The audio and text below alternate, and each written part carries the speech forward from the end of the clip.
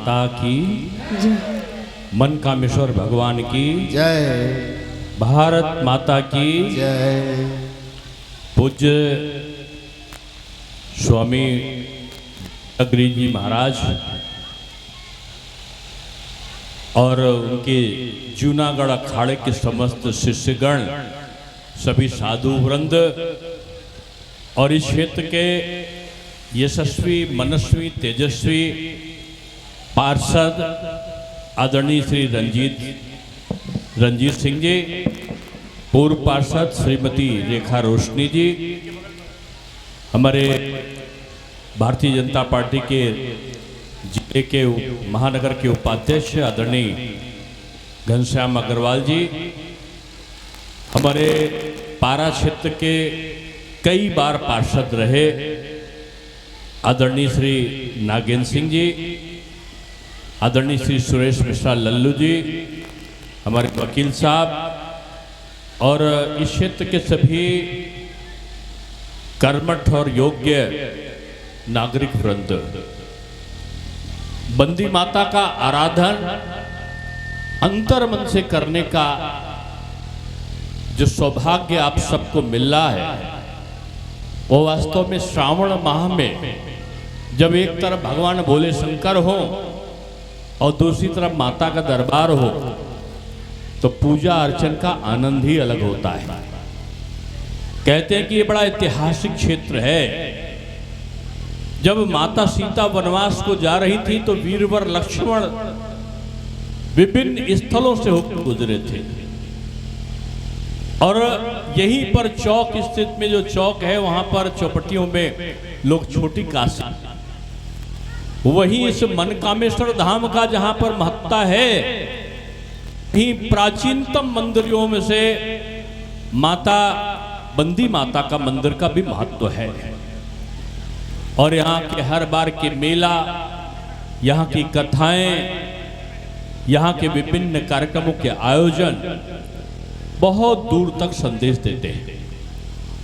हम सब जानते हैं कि ईश्वर में वो शक्ति है कि अगर हम सच्चे मन से भगवान का आराधन करते हैं तो ईश्वर हमारे सारे कष्टों का हरण करता है।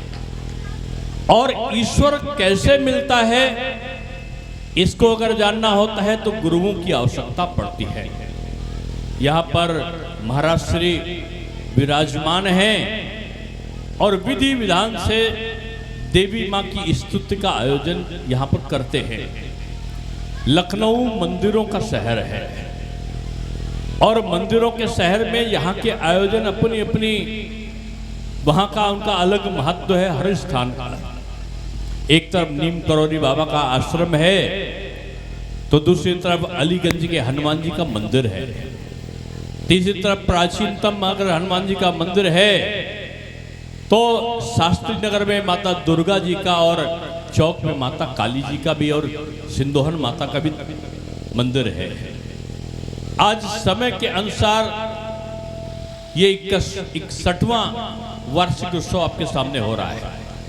मैं पूज्य देवेंद्र पुरी जी महाराज, मनोहर पुरी जी महाराज और महंत पूजा पुरी जी महाराज और पार्षद रेखा रोशनी जी को, राजेश जोशी जी को, रवि वाल्मीकि जी को, जय सिंह जी को और नागेंद्र जी को तो साथ रहा है। हमारे दूसरे महाराज श्री का इन्हीं अखाड़ा की एक और मंदिर है पारा क्षेत्र में।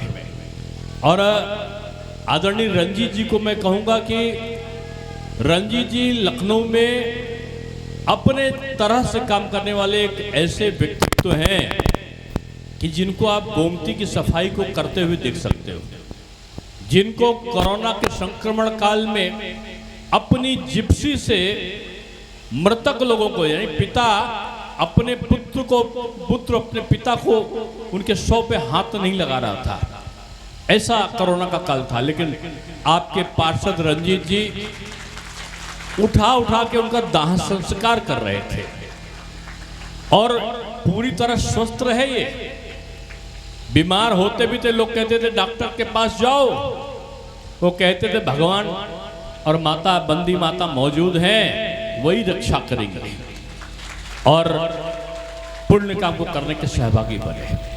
और उसी का प्रतिफल ये रहा कि उनको रेखा रोशनी जी ऐसी धर्मात्मा पत्नी मिली और उसके साथ साथ इनको जो जीत का इनका मार्जिन है वो लगातार बढ़ता गया।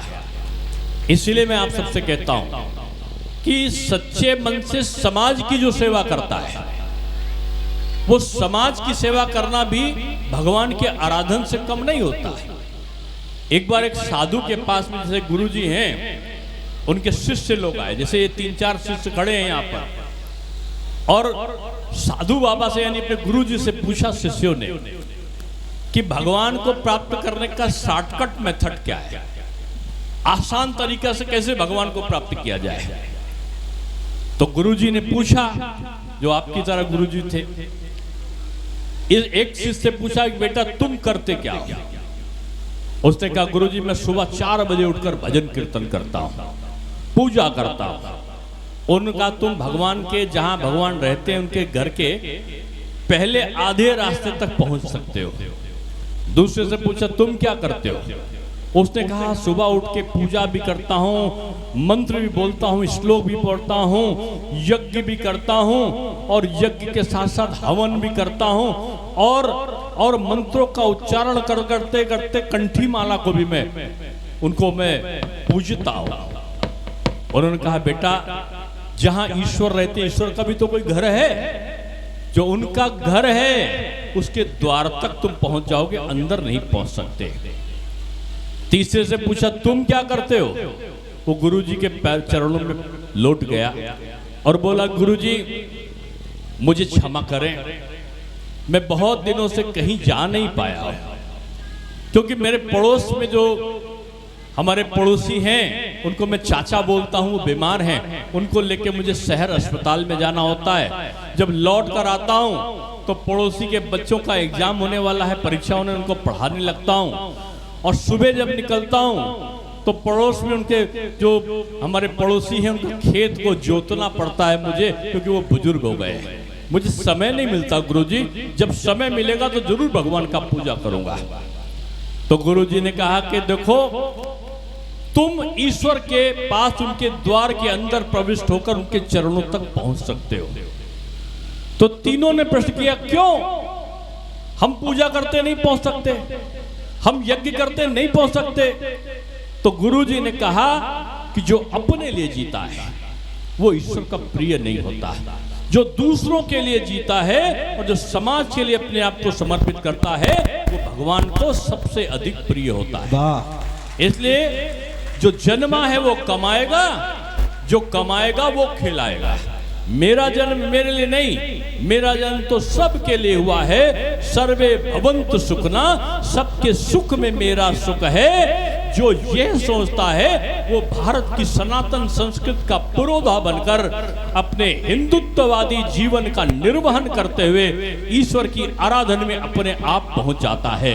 यानी मनुष्य की सेवा करना, जीव जंतुओं की सेवा करना, प्राणियों की सेवा करना, ये भी ईश्वर की पूजा से कम नहीं हुआ करता। इसलिए मैं रंजीत जी को कहता हूं कि इन्होंने बगैर पूजा न की हो लेकिन समाज के लिए अपने को सब किया, इसलिए ये ईश्वर के सबसे प्रिय बनकर आपके सामने आए। और ये हर बार, पिछली बार बहुत पानी बरस रहा था और मैं आया था और अब की बार भी मुझे आने का सौभाग्य मिला।